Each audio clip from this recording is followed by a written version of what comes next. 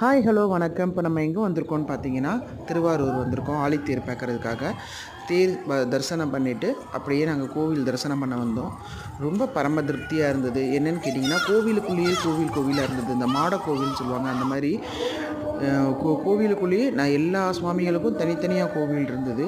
கிட்டத்தட்ட 175 கோவில் இருக்குது உள்ளுக்குள்ளேயே அப்படின்ற மாதிரி சொல்கிறாங்க. இந்த மாதிரி மாட கோவிலே 175 இருக்குதுன்னு சொன்னாங்க.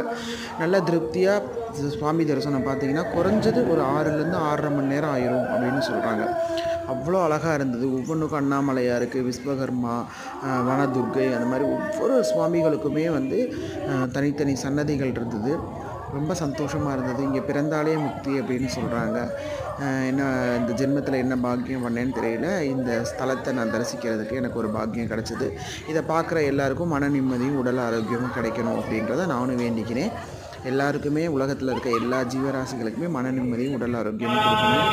இது வேத பாராயணம், சுக்ல யஜுர்வேதம், கிருஷ்ண யஜுர்வேதம், ஜெய்மினி சாமவேதம், அதர்வண வேதம், ரிக்வேதம், எல்லா வேதமும் அச்சர ஆசீர்வாத மந்திரம். அதாவது எல்லா மந்திரத்தினாலும் நம்மளுக்கு எல்லாத்துக்கும் ஆசீர்வாத மந்திரம். கேளுங்க,